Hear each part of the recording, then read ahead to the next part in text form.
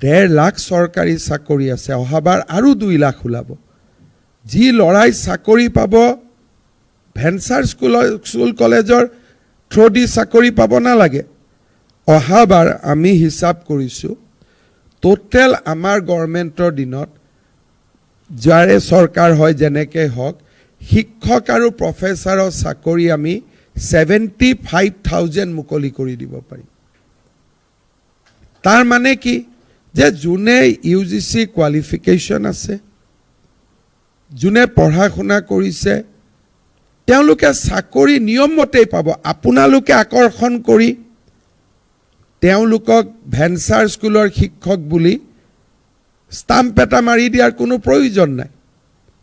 ল'ৰা শুনা পঢ়িছে, চোকা কৰিছে, তেওঁলোকে নিশ্চিতভাৱে চৰকাৰী চাকৰি পাব। চৰকাৰী চাকৰি নাপালেও অসমত যি উদ্যোগীকৰণৰ ধুমুহা আহিছে, শিক্ষক নহ'লেও মই আন ভাল চাকৰি এটা পাম। যোৱাকালি অজন্তা নেওগ ডাঙৰীয়ানীয়ে এটা যিটো তেওঁৰ বাজেট দিছে, বহুত শিক্ষক শিক্ষয়িত্ৰী থাকিব, কিবা বিভিন্ন কাৰণত তেওঁলোকৰ প্ৰাদেশিকৰণ নহয়গৈ, হয় চাৰ্টিফিকেট নাই, কোৱালিফিকেশ্যন নাই, ষ্টুডেণ্ট নাই, বিভিন্ন কাৰণে তেওঁলোক কেতিয়াও নাহিবগৈ। আমি তেওঁলোকৰ কাৰণেও এবাৰ এটা নতুন স্কিম আনিছোঁ, নামটো দিছোঁ গুৰু দক্ষিণা। আমি তেওঁলোকক এটা ফাইনেন্সিয়েল পেকেজ দিম।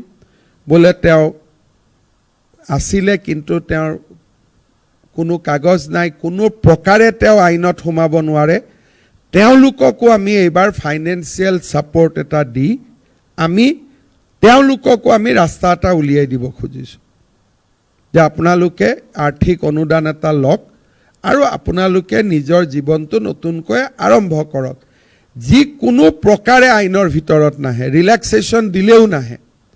বোলে 11 দিলোঁ নাহে, 12 দিলোঁ নাহে, 13 দিলোঁ নাহে, 14 দিলোঁ নাহে।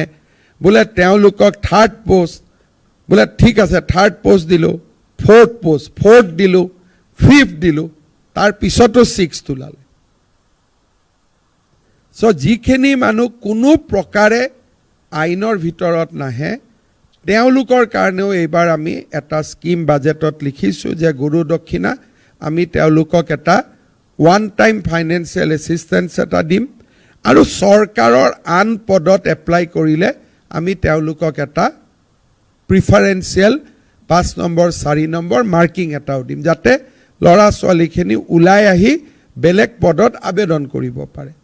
মই ভাবোঁ এনেকৈ আমি সকলোৱে লগ লাগি, অকল চৰকাৰ নহয়, চৰকাৰ ডিপাৰ্টমেণ্টৰ অফিচাৰখিনি, শিক্ষক শিক্ষয়িত্ৰী, আমি সকলোৱে মিলি এই ভেঞ্চাৰ স্কুলৰ সমস্যাটো চিৰ জীৱনৰ কাৰণে শেষ কৰিব লাগে।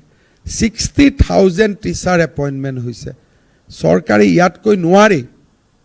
তথাপিতো আমি শেষ এটেম্প এটা লৈছোঁ যে যি আহে আহক, এইবাৰ আমি ইয়াক চেছ কৰিম। আৰু তাৰ পিছত আপোনালোকে আৰু এছ'চিয়েশ্যন কৰি নাথাকিব, এইটোৱে আপোনালোকৰো সমস্যাৰ সৃষ্টি কৰে। এইবাৰ এছ'চিয়েশ্যন, প্ৰাদেশিকৰণ, ভেঞ্চাৰ, এই গোটেই শব্দকেইটা আমি বাদ দিব লাগিব যে আৰু এইকেইটা শব্দ অসমত নাই, যি আছে এইবাৰে আমি চেছ কৰিম। তাৰপিছত কৰ্মচাৰী পৰিষদ আছে, প্ৰাথমিক শিক্ষক সন্মিলনী আছে, এইবিলাক কৰি থাকক, যি কৰ্মচাৰীৰ এছ'চিয়েশ্যন আছে। কিন্তু এখন এখন পেজ ছপাই ল'লোঁ, তাৰ পৰা কালেকশ্যন, তাৰ পৰা কালেকশ্যন, এইবিলাকৰ ৰাস্তাবিলাকো আৰু আমি বন্ধ কৰি দিব লাগে। কাৰণ কোনো প্ৰেচিডেণ্ট ছেক্ৰেটাৰীটো নিজৰ খৰচত দিছপুৰত আহিবই নোৱাৰে। আজিকালি অহা যোৱা কৰোঁতেই ধেমাজিৰ পৰা কিমান টকা লাগে দাদা?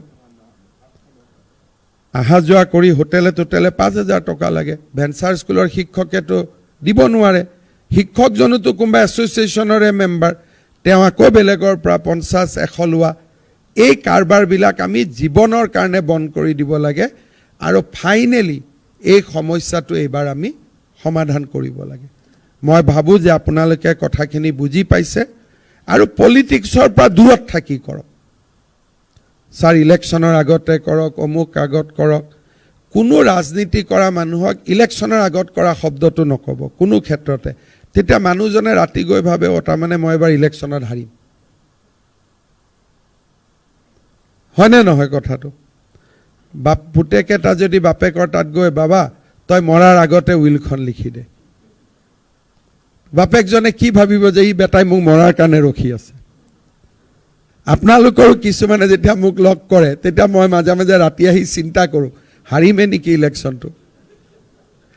গতিকে এই শব্দবিলাক আছিল 11 চনৰ শব্দ। এই শব্দবিলাক আছিল এসময়, তেতিয়া ময়ো হাঁহিছিলোঁ। সেইবিলাক আছিল 11-12 চনৰ শব্দ। মাজে মাজে ৰণোজ দাই মোক এইবিলাক শব্দ কম বুলি এতিয়া শব্দ চলিয়ে আছে নেকি এতিয়াও? এইবিলাক শব্দটো আৰু 2025ৰ শব্দ নহয়। গতিকে একদম এই পৰ্টেলটোৰ সুবিধা লৈ এইবাৰ একদম সমাধান কৰক।